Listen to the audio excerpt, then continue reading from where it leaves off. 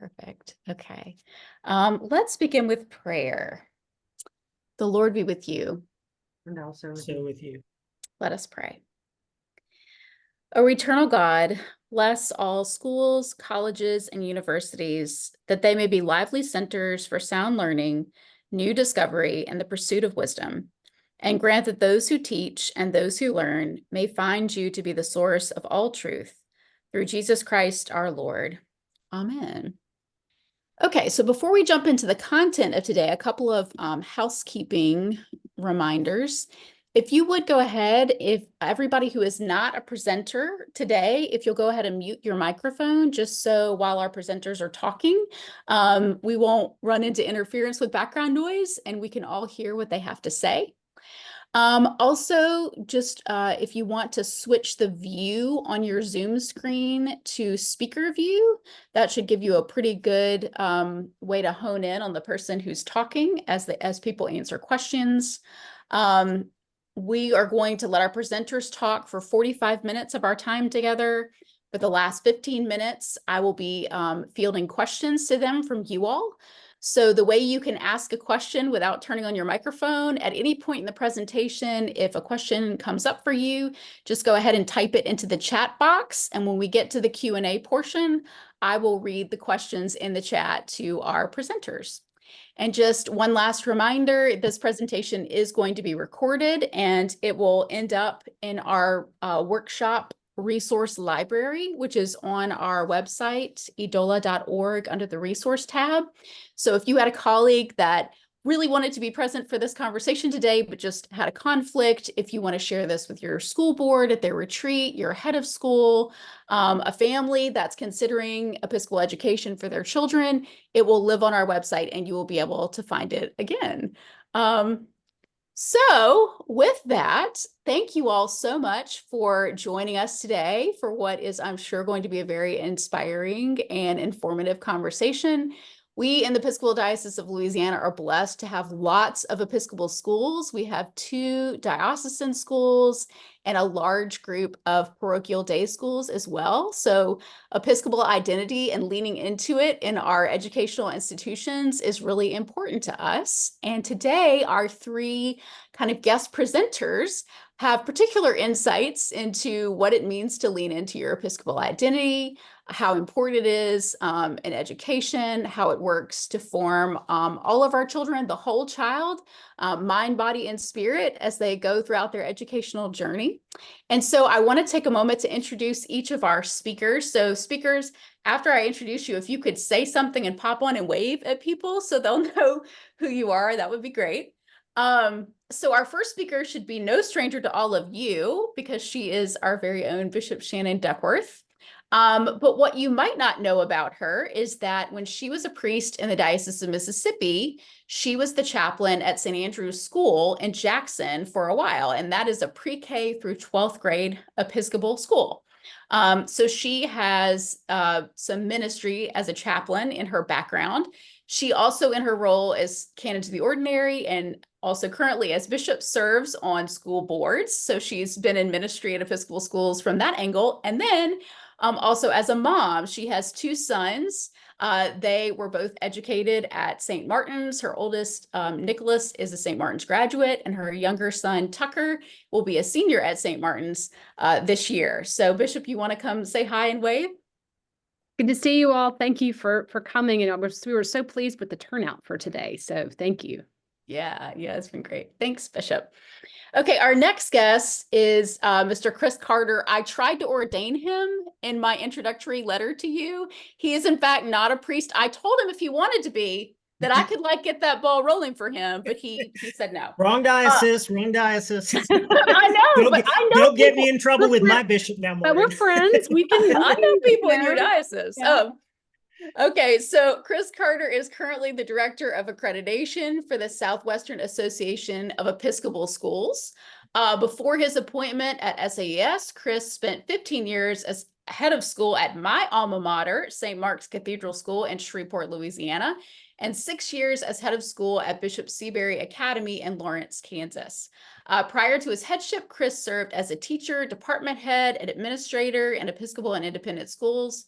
He holds a D-Min in Educational Leadership from Virginia Theological Seminary, yay VTS, in Alexandria, Virginia, and he wrote his project thesis on parish school relations. He served on the vestry of 2 parishes and currently sings in the choir of St. Mark's Cathedral in Shreveport. His wife of 25 years is an assistant social work professor at Northwestern State University of Louisiana, and they have 2 children, both of whom graduated from St. Mark's and are currently in college. So Chris, thank you so much for being with us today. Thank you, Morgan and Bishop Shannon. It's great to be here and great to see familiar faces in the Zoom, and excited to get to talk about Episcopal schools and Episcopal identity. Thanks, Chris. All right, and last but certainly not least, straight off a plane from Europe back to camp and in the supply closet joining you for this call is Ramsey Claire Greene. She is a recent graduate of Episcopal School of Baton Rouge.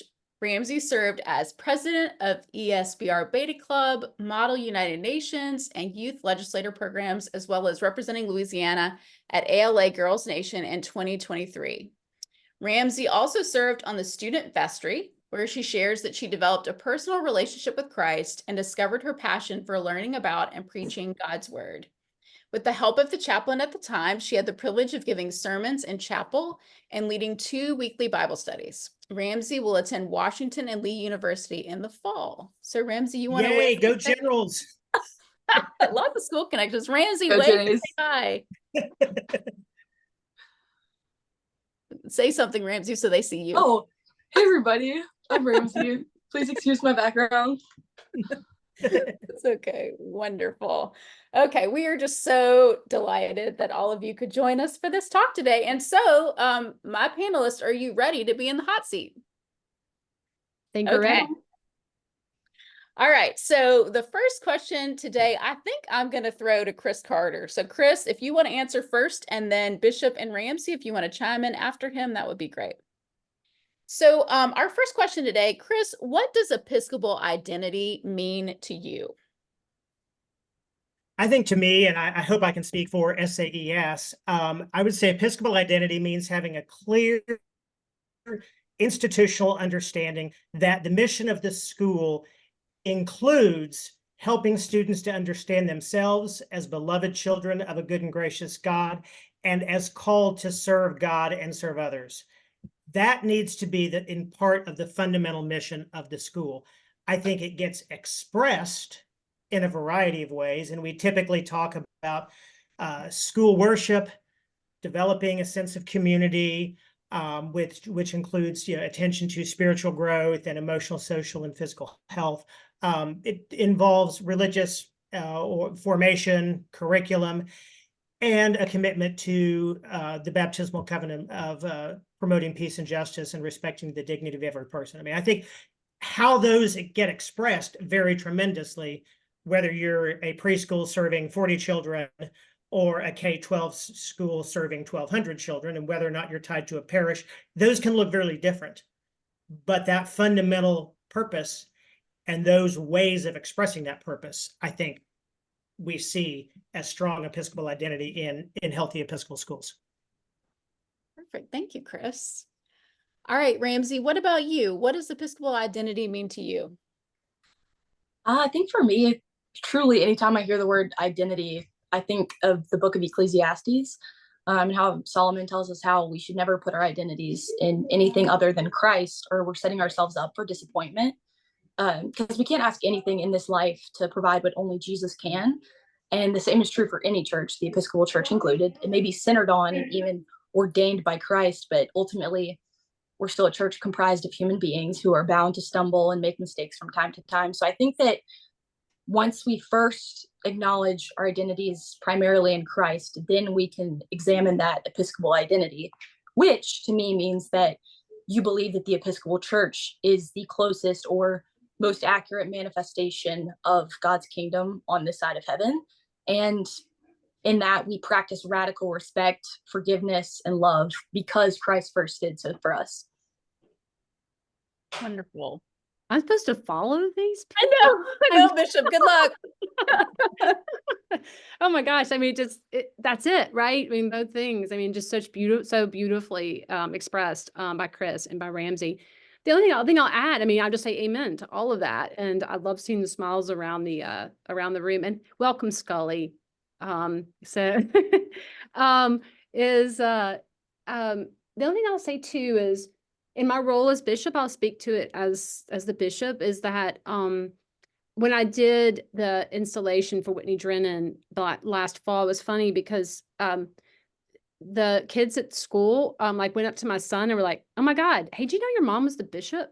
Like, yeah, we know this, right? And so, but really, I mean, to see that there is a connection between the school and the diocese and the office of the bishop, to me is a really powerful connection. And that's one of the reasons why I love to go and visit our schools, is because they get to see Episcopal, right? And so that they get to see in all these incredible scriptural ways that Ramsey talked about, and respect, and the things that Chris talked about with the Episcopal identity, with our baptismal covenant, and how we model that in all that we do and all of our decisions, to understand that we are a church of bishops, which means that we are a part of a diocese. And I love that connection to the sort of greater community.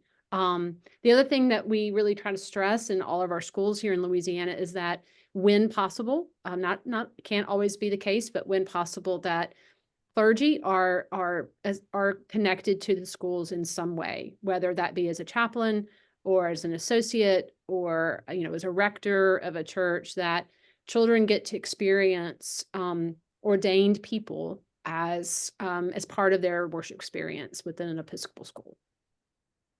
Thank you. And Bishop, I think I'm going to stay right with you. So for our next question.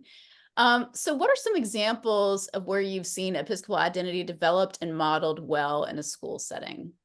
Oh my goodness. I have had so much fun going around to the Episcopal schools in Louisiana.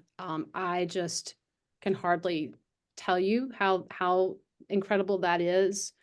And I see it in students like Ramsey, who have taken incredible leadership roles in their school. I see it in the way that heads of school and heads of divisions are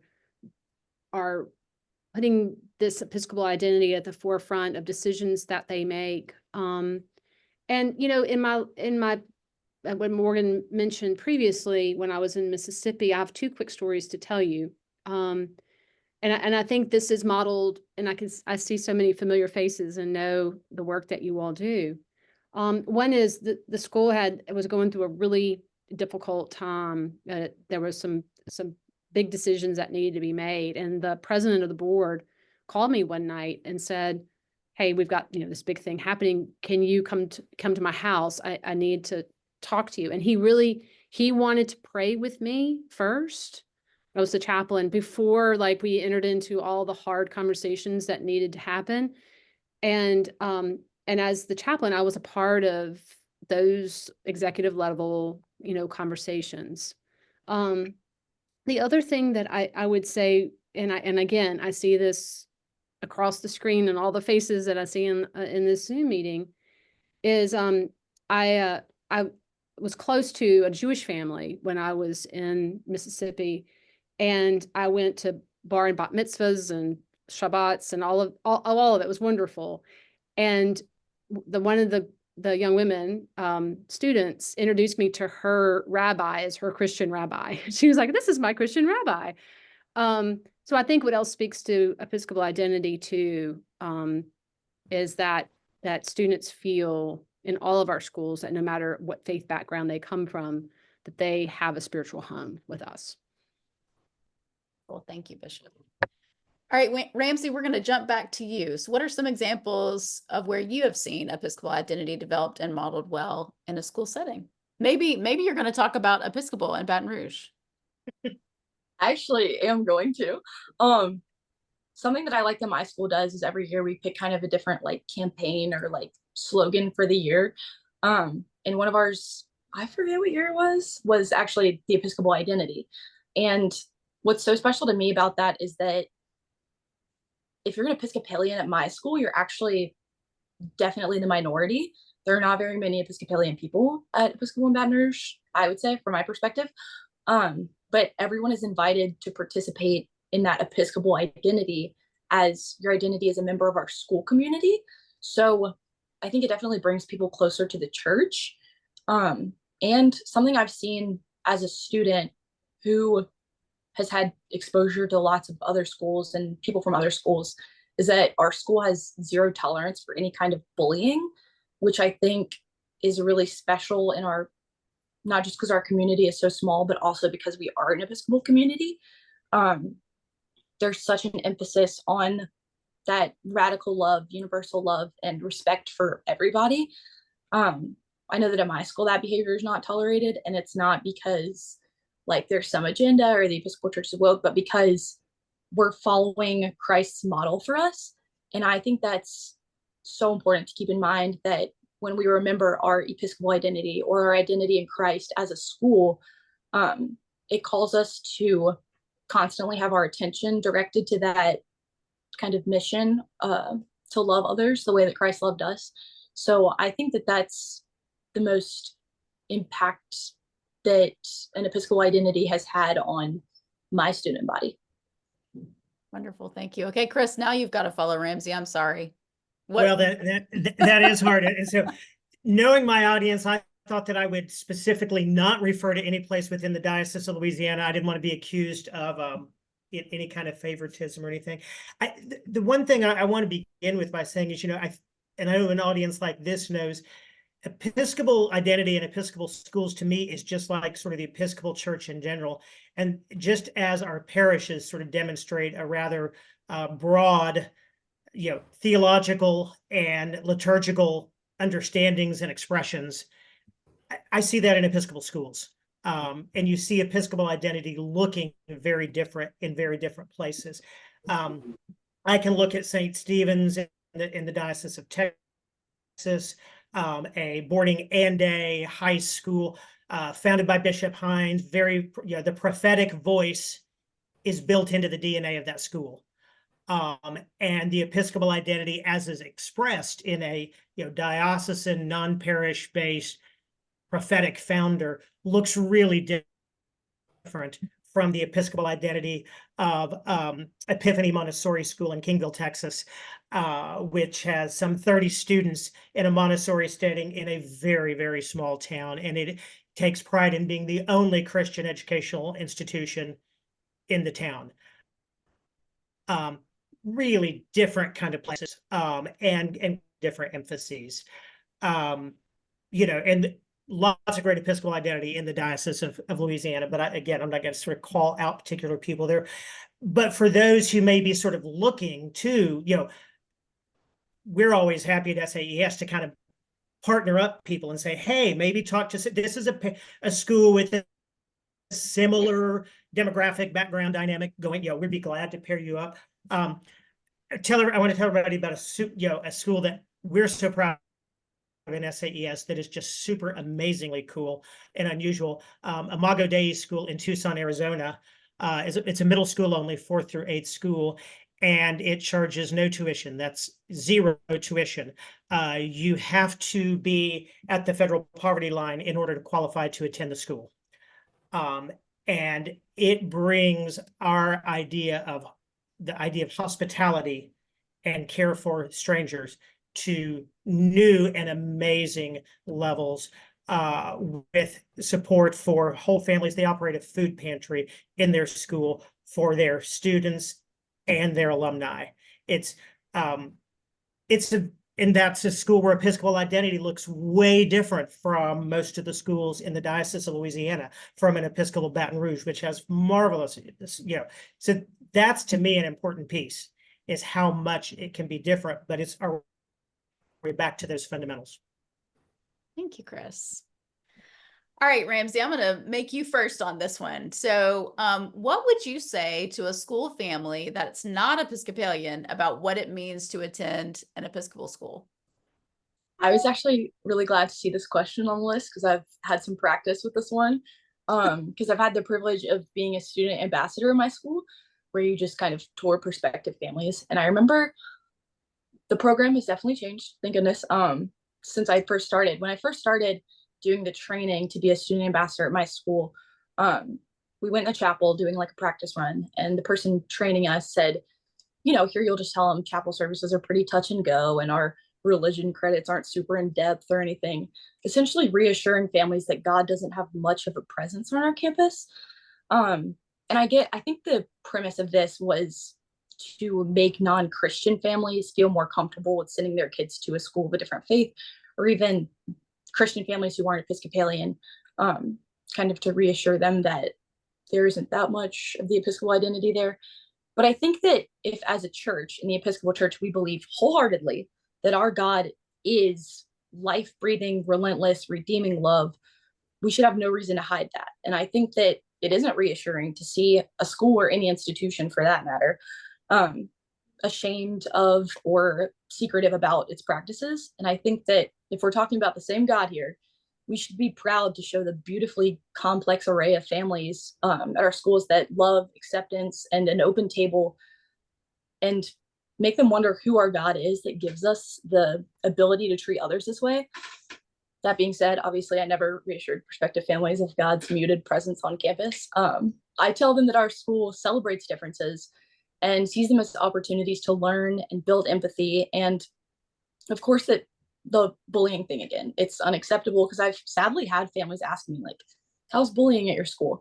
And I kind of circle back to that, and kind of bring it back to, because we're an Episcopal school, we kind of are in line with that mission of the Episcopal Church, that we actively want to make an effort each and every day to love our brothers and our sisters. And I think that it's important to keep that in mind too. I can't speak for other schools, but I know that at the Episcopal School of Baton Rouge, we definitely welcome and examine and learn as much as possible about all the different backgrounds of the people who go to our school. I've learned so much from all my friends. And I think that's something that's really cool about an Episcopal school, is that people do feel like they'll be welcomed there, as opposed to some other Christian schools, I know, at least in Baton Rouge. So I think that's something really special about Episcopal schools that I've certainly been grateful to encounter. Thank you, Ramsey. Bishop, what about you? You know, I think about, the phrase that Michael Curry has given us, which is, if it's not about love, it's not about God. And if that's sort of the theme, what running that alongside the baptismal covenant, which is about the way that is just the basic tenets of how we treat and interact with one another. And I think that what we're saying to families is that in an Episcopal school at its best is that we're not just educating your children, we're forming them. And the formation piece of that is what Ramsey was talking about, and which is found in our liturgy, and what is found in our baptismal covenant, is that you not to be fearful of this, because we're trying to grow. We're working together to grow and form our children. And we can go and we can take math courses in English and all of that. And that's all fine and good. But what showing up in chapel and sitting in the pews and bringing in your faith to that is a way to grow that faith in whatever way. And the thing is too, is that I think that we're also going to tell the parents that we're not trying to replace what they're doing in their own church congregations or synagogues or dinner tables. We're enhancing it. We are tending to the lives of your children for 8 hours, whatever, a day. So trust us that this faith formation supersedes denomination. Now, certainly we would love for you to fall in love with the Episcopal Church, but that to me is what we can reassure our parents with. Thank you, Bishop. Chris, what would you say to that school family that's not Episcopalian? I would echo both what Ramsey and the bishop have said, and I've certainly had those conversations. And I talk about that, by tradition, our understanding as Episcopal schools, as sometimes different from other religious denominations, is that we are outward facing and outward serving.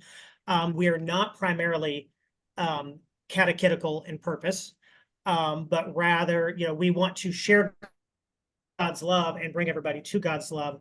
And we love it when they land in the Episcopal Church. But at the end of the day, that is not the final purpose. I would like to tell my families often, if you come here as a Methodist, Catholic, Baptist, Lutheran, I hope you will leave a better and more faithful Methodist, Baptist, Catholic, Lutheran after your time in our school. What we should be doing is deepening and furthering your faith, regardless of where it is. And for those families who don't have a faith affiliation, I mean, I think we often have families who choose us for that very thing, who have sort of said, rightly or wrongly, that, we're not going to be churched.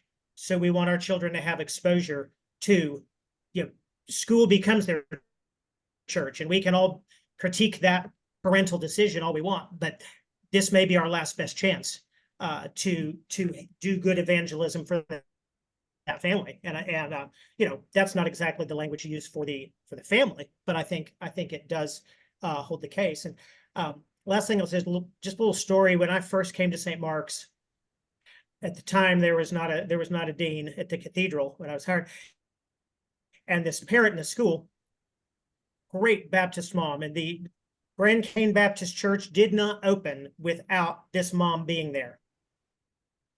And she says to me, "When are we going to have a dean? We need a dean for our cathedral." And she was utterly, completely, totally vested in St. Mark's Cathedral and in that worship. And she was never in her life going to be there on a Sunday morning. She was going to be at the Grand Cane Baptist Church, but she would worship and experience God's love and participate with others 5 days a week, always, and wanted her children to have that experience. And I think that is a really important piece for us to understand and feel. That's fantastic. I love that. So Chris, I'm going to stay with you. How has being part of an Episcopal school system shaped the way you approach your life and your faith? Well, I mean, I just very honestly, I came to a point professionally in my career when I spent 34 years as an independent school teacher and administrator. And there was a point in my life when I said, unless I cannot support my family, I will only work in Episcopal schools. My soul needed me. God needed me working in Episcopal schools, and that was where I was called. And I've worked in two very fine non-sectarian schools, secular schools. They were fine schools, no question about that. And there was always something that was missing for me.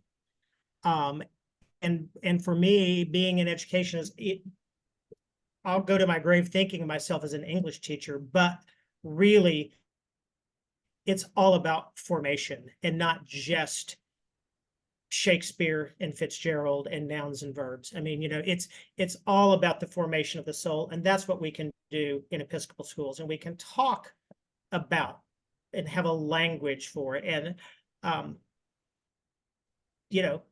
like I say, unless I get to the point where my family can't eat and my children can't go to school, I'll only be in Episcopal schools. Thank you, Chris. All right, Bishop, what about you? What is being part of an Episcopal school system? How has it shaped the way you approach your life and your faith? So when I got the call from a friend of mine who's a priest in Mississippi about putting my name in for the job at St. Andrews, the first thing I said was, I'm not cool. I don't play the guitar, and I am I'm a total dork. So that's really, how in the world am I going to be, I mean, like, how in the world am I going to be good for this? And she was like, okay, playing the guitar is not necessary for this job. But, I mean, all that is said, what I realized really quickly was that the magic of the whole thing was just opening up my door, and, and the students would come in and sit and talk. And I was like, oh, I can do this. And what I realized in that time was that I got to experience Jesus in a whole new way by hearing children. I mean, again, I was K4 through 12, the whole gamut, all the issues. And I got to journey with them And it was worshiping with children of any age is, to me, just like a thin place. So I love, and now that I'm bishop, to be able to step into that and sit on the floor and play a recorder or play basketball or be a part of worship or do graduation or baccalaureate. It's a thin place for me spiritually. Thank you. All right, Ramsey, what about you? I think that usually when you think about how a school shapes you, spirituality doesn't usually come to mind, but being in an Episcopal school definitely completely changed my development as a follower of Christ, as a human being existing in a world of people who disagree, and as a critical thinker for sure, because I grew up in a devoutly Presbyterian Church of America household. So there's always a stark contrast between theology at home and theology at school. And being forced not even to examine, but just to confront different facets of faith at first was one of the greatest, and still is one of the greatest gifts God has ever given me, because it made me realize in any aspect, not just in faith, that being afraid of opposing viewpoints means that your beliefs are just fickle. Someone kind of wise once told me, an unexamined life isn't worth living, and an unexplored faith isn't worth having. And being where I'm constantly exposed to new viewpoints, not just to those of the Episcopal Church, but like I said, all of the different ones found in my community, has thankfully changed the way I see the world and even the trajectory of my life. So I'm super grateful that kind of going to an Episcopal school forced me to confront, I think the biggest kind of shock factor or difference was the Episcopal point of view, but exposed me to a wide variety of other ones too. Thank you, Ramsey. All right, Chris, I'm going to come back to you because you're our SAES guy. Are there any resources you can suggest to school chaplains, boards, and heads who are interested in strengthening their Episcopal identity? For sure, absolutely. Unashamed commercial coming up right now. With big thanks to Bishop Shannon. SAES on August 1 and 2 will have its first ever Equip chaplains program, and it is targeted for chaplains in their first or second year of chaplaincy. If you are straight out of seminary and are ready to talk Aquinas but don't know how to worship with 3-year-olds, or if you are an experienced classroom teacher who's been pegged to help with leading children's worship, and we've got your number there too. We've got 7 experienced school chaplains who are going to be working with the group, and there is still time to sign up. Go to our website. So I'm super excited about that. Bishop Shannon was on an advisory panel for us as we sort of began to explore would this even be helpful, and so we're appreciative of her giving her time to come to some meetings to lend her voice, and we're excited about how it may come out, and then obviously we'll work to improve it for the future. We're eager for feedback. The National Association of Episcopal Schools has a chaplain mentoring program that's great. It's a year-long kind of piece, and I think that's worth people looking at. SAES does consulting for, we will come in and visit with school board directors, vestries. I mean, we have a sort of prepared off-the-shelf Episcopal Identity 101 presentation that we'll do, but we'll also gladly tailor and adapt and support your school and parish for whatever the need may be. Thank you, Chris. Ramsey, do you know of any resources? Was there anything that helped you as a student? I would say I would just implore members of administration, not chaplains, to use chaplains as a resource. I think it's really important that everyone's drinking the Kool-Aid and everyone's on the same page about being an Episcopal school. It shouldn't be, oh, we have a chaplain to the diocese, so let us stay open. I think that Episcopal schools have this incredible opportunity to welcome people from all walks of life and show them what God's love looks like, and collaboration between administrators and chaplains make it to where faith isn't isolated to yawning on the pews and to Monday and Friday mornings, but instead an integral part of the experience in an Episcopal school, because it really is a place where people who never have can encounter God and his love. And I think that when all administrators are on the same page about that Episcopal identity and about having God's presence on campus, I think it completely changes your experience as a student. So I would just say that chaplains are a resource for everyone at that school. Thank you, Ramsey. Bishop, what about you? Any resources you've come across in your time that you'd like to raise up? Well, I just want to say what, whether you're on this call because you are a head of school or a division head, a chaplain, a rector, just very involved layperson, whatever role that you might fulfill, there are times where you're going to kind of hit the wall and go, oh my goodness, like, what do I do? And what I'll say is within those networks that Chris mentioned, there are people and groups that can help you. I mean, this is not something you have to figure out by yourself. The other thing which I wanted to mention that I reinvigorated when I got elected bishop was the Episcopal Schools Commission. So, and Carrie Stakely leads that. That's just an opportunity for heads or rectors to get together and just, have a topic and talk about it. So know that you're not, you're not alone. And that's, to me, also what speaks to us as Episcopalians and part of a diocese, and then part of a larger network of support like SAES or NAES.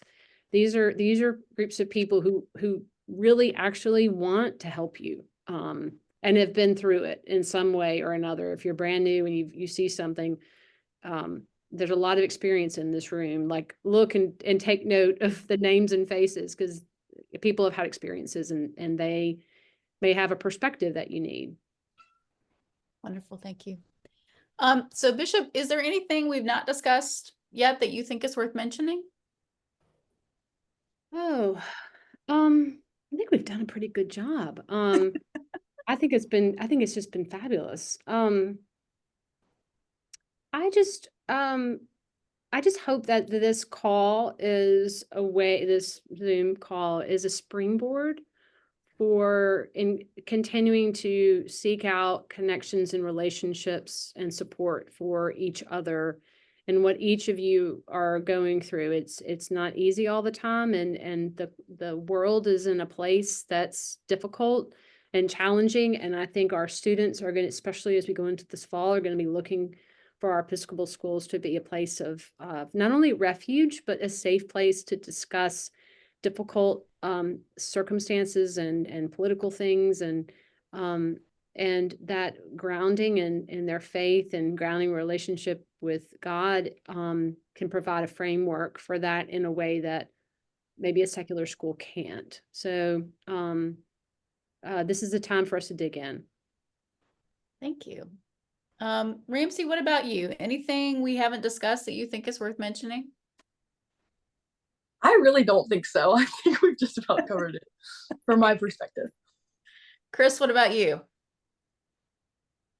I think I've probably talked enough. I think the bishop's point about, I think we in Episcopal schools are very aware that the coming fall may be challenging in our schools. And I know that NAES, SAS, various school organizations are working to sort of have resources to sort of foster civil and civic discussion and openness in all those pieces. And I think everybody needs to be both not alarmist, but also wise as we look to challenges. And we in Episcopal schools want to be able to support our students and their families in that time. And I'm just so appreciative of everybody taking time to come to this call, because obviously Episcopal identity in schools are pretty important to me. I am happy for anybody to call or email me anytime. I put the SAES website into the chat, and my email address is that's probably the fastest way to get to me. But Morgan and Bishop, you're welcome to give anybody my cell phone anytime. That's never a problem. Great. Okay, speaking of the chat, that's a great segue. Let's go look to see if there are any questions in the chat. No, just a bunch of shout outs. Okay. Samantha's asking, Chris, what was the name of the school again that you mentioned? It's called Imago Dei Middle School, Latin for Image of God. Imago Dei Middle School in Tucson, Arizona.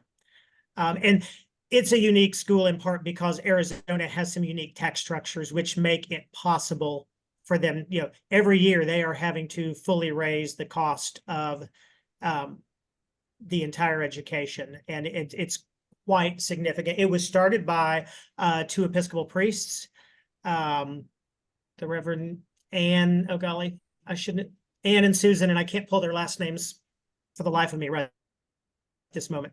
And it's a really, if you're ever in Tucson, Imago Dei is a school to see, and is a lot of us can learn a lot about it. And really, anyway, I could go on for hours on that, but that's not what this is about. Thanks. And I think Lauren Dunn just dropped their website into the chat. So if you're interested in Thank you. Yeah.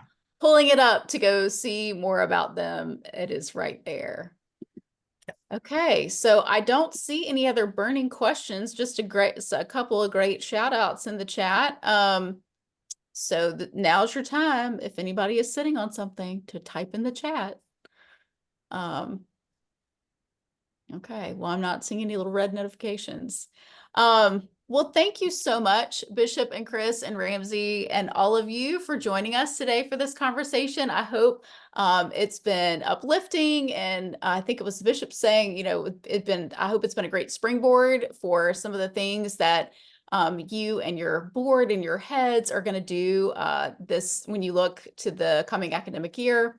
Like I said originally, this is recorded, so it's going to be on our website if you just want to listen to all of these wonderful thoughts again, or if you want to share them with family, friends, and people at your institutions. So thank you all again for attending. Let us go in peace to love and serve the Lord.